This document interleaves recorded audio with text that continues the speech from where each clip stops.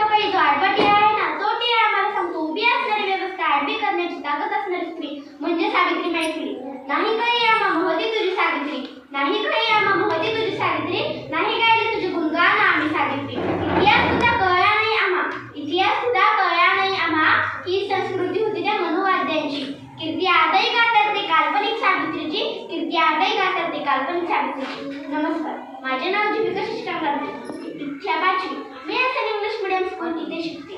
व्यासपीठाला व व्यासपीठावरील मान्यवरांना आणि माझ्या गुरुजनांना वंदन करून आणि माझ्या सर्व मित्रमैत्रिणींचे स्वागत करून मी माझ्या भाषणाला सुरुवात करते.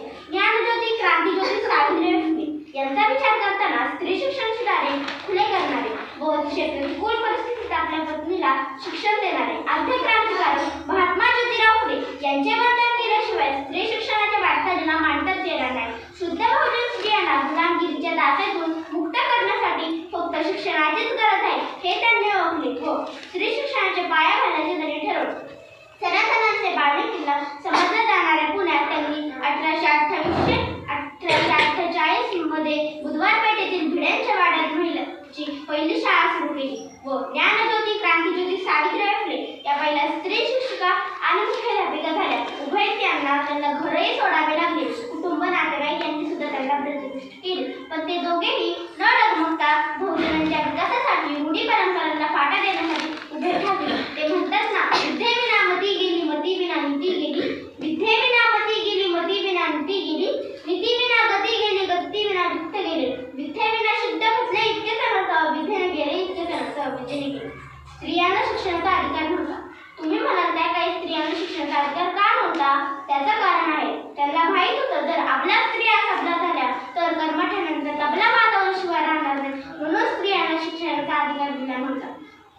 ती लढत होती, ती जगत होती, ती लढत होती, ती जगत होती, ती जगण्यासोबत ती जगवत होती. ती स्त्रियांचा सन्मान होती, ती आशा होती, ती भाषा होती, ती आशा होती, ती भाषा होती, ती नवपर्वाची दिशा होती. ती लाखा हजारो स्त्रियांचं भविष्य घडवत होती. होय, ती सावित्रीच होती, होय ती सावित्रीच होती. ज्ञानज्योती, क्रांतिज्योती सावित्रीबाई फुले यांनी जो शिक्षणाचा वसा आपल्याला दिला आहे तो इतिहासाच्या पुस्तकात सुवर्णाक्षराने कोरला गेला आहे. वास्तविक सावित्री व काल्पनिक सावित्री यांची समज खरं आहे तुम्ही मला सांगा. शिक्षण हे भागिनीचं दूध आहे आणि ते दूध मी माझ्या मुलांना देणार असा चंग त्यांनी मांडला.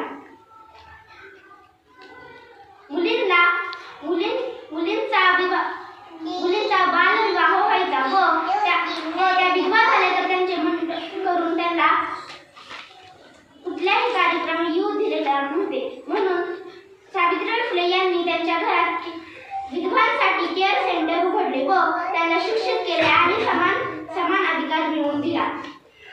अशा या महान स्त्रियेला माझे कोटी कोटी प्रणाम. जय ज्योती, जय क्रांती, जय जिजाऊ, जय शिव.